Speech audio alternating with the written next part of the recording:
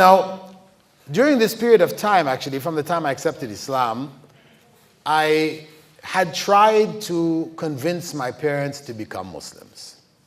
I tried, talked to them, tried to do whatever research I could in Christianity, etc. During this period, my father told me, actually, from the time I was 14 years old, I stopped believing that Jesus was God. His father was a minister in the church, Presbyterian minister. So he was raised in that religious environment. But when he went to school, did a little bit of study of logic, he concluded that Jesus could not possibly have been God.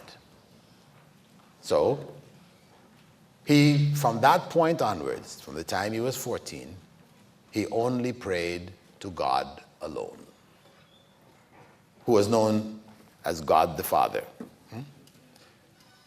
His brothers and sisters used to call him the atheist, because for them, if you didn't believe Jesus was God, then you don't believe in God. So he had carried that all the way along. And then I understood why he never used to go to church. My mom used to go and take us kids, but Dad never used to go. So that was where that was coming from. Anyway, so he was pretty close, and so I tried to work on him, but it didn't work. Whatever I tried, discussions, etc., they said, Islam is a good religion, we can appreciate it, we respect it. Most of our best friends are Muslims. That's enough for us. Okay, they're happy. So that's how things continued. At one point, while they were in Saudi Arabia, I had finished off my master's, and I had prepared a booklet really, for explaining Islam to non-Muslims. It was called The True Religion of God. I'd given it as a lecture in a football field of Filipinos. And after the lecture, about 20 of them accepted Islam.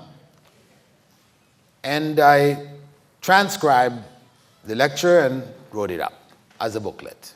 And it was printed, tens of thousands, translated to different languages, and became one of the most popular books in Saudi Arabia for dawah. Anyway, after a few years, couple of years, I felt that the book needed to be rewritten because it was transcribed from a lecture. And the way you speak is really different from the way that you write. Right? So although I had done some editing, I wanted to rewrite it. So I began and rewrote the whole book as a booklet. After I'd finished, I took it to my parents. And I said to them, listen, I'm going to republish this booklet. Could you go over it for me, please? Edit it. My dad was an English specialist, master's in English. And Mom, her English is very good. So I said, could you please go over it for me? And anything you find in it which is not correct, of course, grammar, catch my grammar, whatever. But even the ideas, the concepts, if it's not clear, I'm making illogical conclusions, whatever, let me know. So I gave it to them.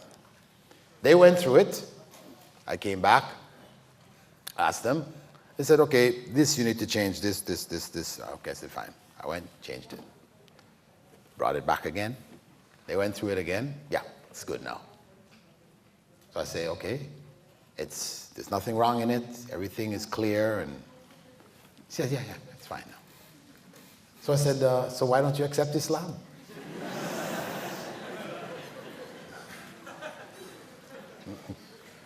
They smiled. Said, okay, give us a Quran.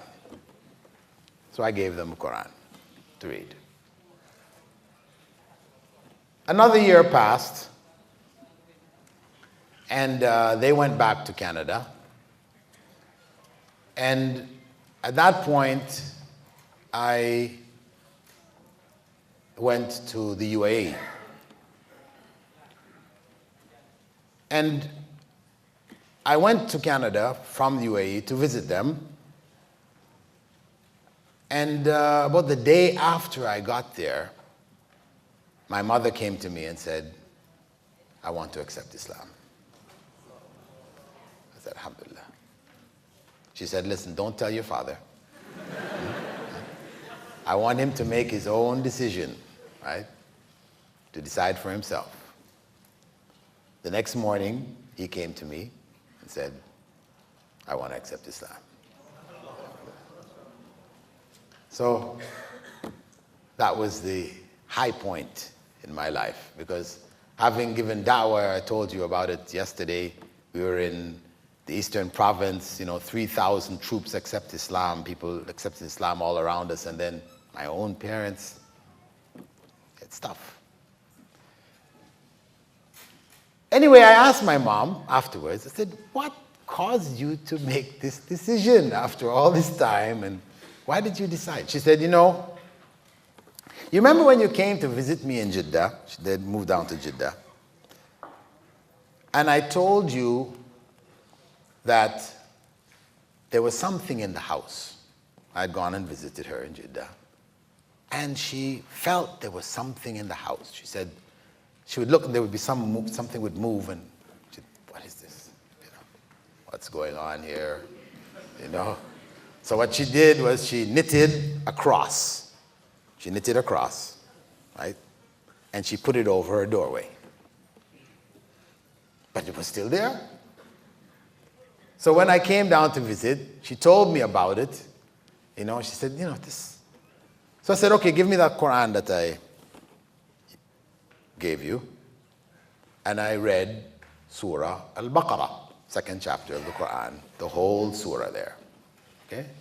And this is what the Prophet ﷺ had said, that it will drive out the evil forces, the jinn, what the West call ghosts and things like this. So I recited it, I read it, and then I left. And actually it just went from my mind after that. But she said, when you left, it stopped.